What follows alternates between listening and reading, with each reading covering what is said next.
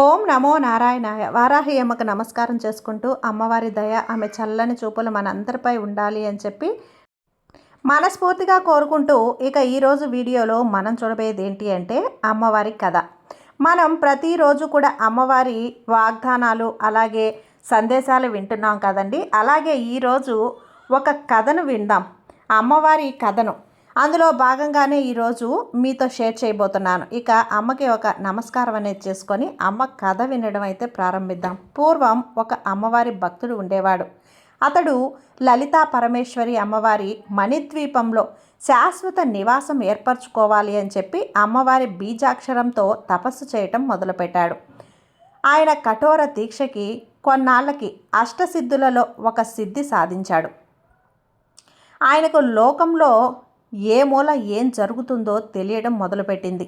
అలా ఒకరోజు ఒక రైతు ఆయన దగ్గరకు వచ్చి నమస్కరించి, స్వామి, మీరు త్రికాల జ్ఞానిలా ఉన్నారు, నా సొమ్ము పోయింది, అది ఎక్కడ ఉందో నాకు కొంచెం చెప్పండి స్వామి అని ఆ రైతుని అడుగుతాడు. అప్పుడు ఆ స్వామి ఫలానా చోట ఉంది అని చెప్పి చెప్తారన్నమాట. ఆ రైతు వెళ్ళి వెతికితే అక్కడే ఉంటుంది, స్వామి చెప్పిన దగ్గరే ఉంది.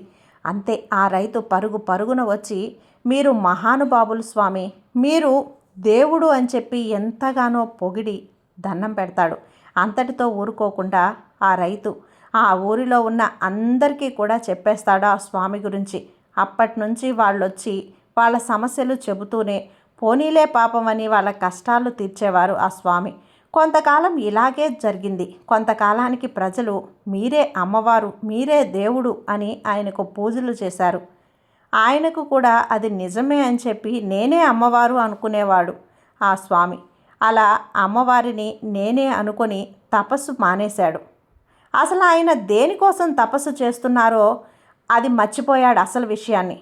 భక్తులు కానుకలు సమర్పిస్తూ ఉండేలేకే వాటితో ఆస్తులను సంపాదించుకున్నాడు. కొంతకాలానికి ఆయన తపస్సు అంతా కూడా కరిగిపోయింది. మరి కొంతకాలానికి ఆయన కాలం చేసేశారు, అంటే చనిపోయాడు. యమధర్మరాజు ఆయనతో, నవ్వు, ఈ లక్ష్యంలో మొదట తపస్సు మొదలుపెట్టావు, చివరికి ఏం చేశావు? నువ్వు పొగడ్తలకు పొంగిపోవటం వలన వచ్చిన ప్రమాదమే ఇది.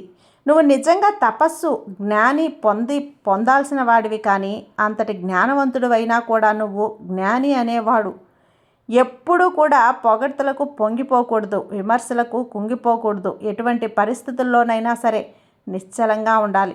తపస్సు వలన సాధించిన శక్తులను దుర్వినియోగం చేసుకున్నావు కనుకనే తర్వాత జన్మలో నువ్వు పందివై జన్మించు అని యమధర్మరాజు చెప్తారన్నమాట. కాబట్టి ఈ కథ మూలంగా మనం అమ్మవారిని ఏదైనా సరే కోరుకోవచ్చు, కానీ పొగడ్తలకు మాత్రం పొంగిపోకూడదు. పొగడ్తలకు పొంగితే వచ్చే నష్టం ఇప్పుడే చూసాం కదా.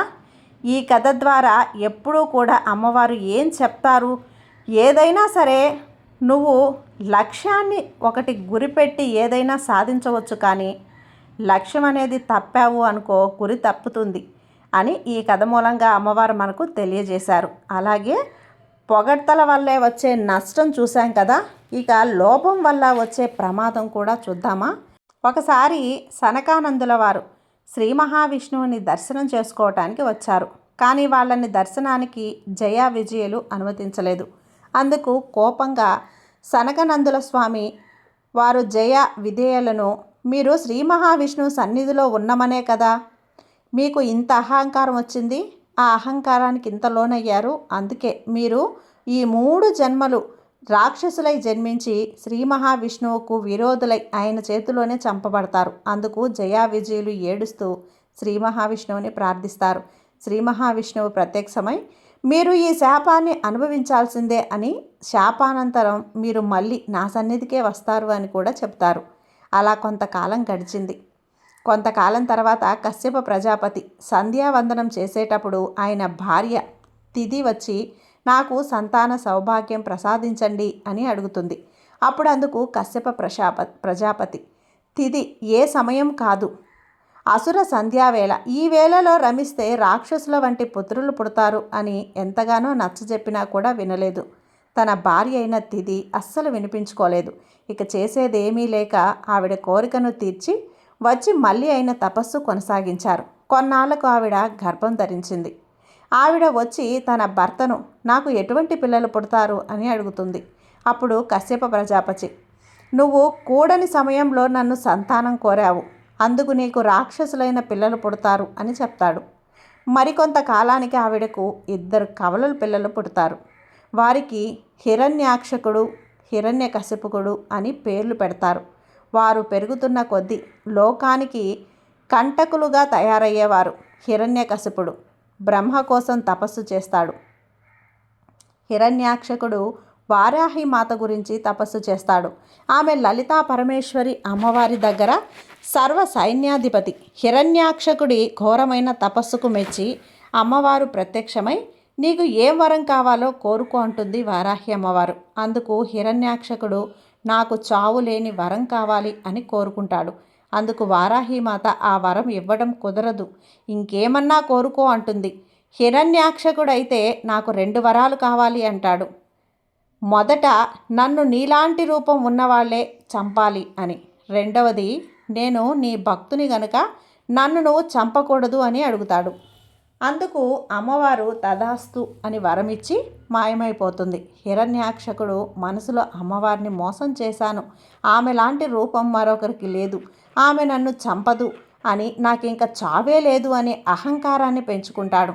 ఆ వరగర్వంతో అన్ని లోకాలలో ఏది కనపడితే అది లోభంతో అది నాది అని చెప్పి లాక్కోవడం ప్రారంభిస్తాడు. ఈలోపు ప్రళయకాలం రానే వచ్చింది. భూమంతా కూడా జలమయమైపోయింది. భూమి సముద్రంలోకి వెళ్ళేసరికి సముద్ర గర్భంలో ఉన్న భూమిని పట్టుకొని ఈ భూమి నాది అంటాడు. బ్రహ్మదేవుడు మనువుని పిలిచి నువ్వు భూమిని ధార్మికంగా పాలించు అంటాడు. మనువు అసలు ఈ భూమి కంటే కదా పాలించడానికి అని చెప్పగా పాతాళంలో ఉన్న భూమిని ఎవరు పైకి తీసుకువస్తారు అంటాడు. అప్పుడు బ్రహ్మదేవుడికి తుమ్ము వచ్చింది. ఆ తుమ్ములో నుంచి ఒక చిన్న వరాహం బయటకు వచ్చింది. అది చూస్తుండగానే పెద్దదయ్యి ఆ వచ్చింది ఎవరో కాదు, సాక్షాత్తు శ్రీ మహావిష్ణువే యజ్ఞ వారాహమూర్తిగా వచ్చారు అని నమస్కరించాడు. ఆయన వెంటనే సముద్రంలోకి వెళ్ళి మూతితో భూమిని వెతుకుతాడు. కాసేపటికి బయటకు వచ్చి తన శరీరాన్ని వదిలిస్తారు. శ్రీ మహావిష్ణువు శరీరం నుంచి వచ్చినవి కాబట్టి అవి అభిషేక జలం కన్నా పవిత్రమైనవి అని దేవతలందరూ కూడా తలలు వంచి స్వీకరిస్తారు. మళ్ళీ స్వామి సముద్రంలోకి వెళ్ళి భూమిని వెతకడం మొదలు పెడతారు. పాతాళంలో ఉన్న భూమిని హిరణ్యాక్షకుడు పట్టుకొని ఉండటం చూసి వాడిని తోసేసి ఆ భూమిని ఆయన కోరల పైనుంచి భూమిపైకి తీసుకువస్తాడు. వెనకాలే హిరణ్యాక్షకుడు వెంటపడ్డాడు. భూమిని పైకి తీసుకువచ్చిన తర్వాత హిరణ్యాక్షకుడితో యుద్ధం చేసి అతన్ని సంహరించాడు. అలాగా యజ్ఞవారాహిమూర్తి ఆవిర్భావం జరిగింది. హిరణ్యాక్షకుడు తనకు ఉన్న లోభానికి జయించలేక చూసింది ప్రతీదీ కావాలి అని లాక్కోవడం వలన ఆఖరికి భగవంతుడి చేతిలోనే మరణం పొందవలసి వచ్చింది. వరాహమూర్తి రక్షించి తెచ్చినది కాబట్టి ఈ యుగాన్ని వరాహ కల్పం అని కూడా పిలుస్తారు. విన్నారు కదా, ఇది అమ్మవారి కథ. ఈ అమ్మవారి కథ మీకు ఎంతగానో నచ్చింది అని అనుకుంటున్నానండి. ఇలా మీకు నచ్చితే లైక్ చేసి షేర్ చేసి కామెంట్ చేయండి, కొంచెం సపోర్ట్ చేయండి. ఈ వీడియో కూడా ప్రతిరోజు ఇక నుంచి దేవి భాగవతంలోని కొన్ని కథలను మీతో పంచుకుంటాను. మీకు నచ్చినట్లయితే రోజు కూడా వీడియోని లైక్ చేసి షేర్ చేయండి. ప్లీజ్ సబ్స్క్రైబ్ చేయండి. సర్వే జన సుఖినో భవంతు. జై వారాహి మాత.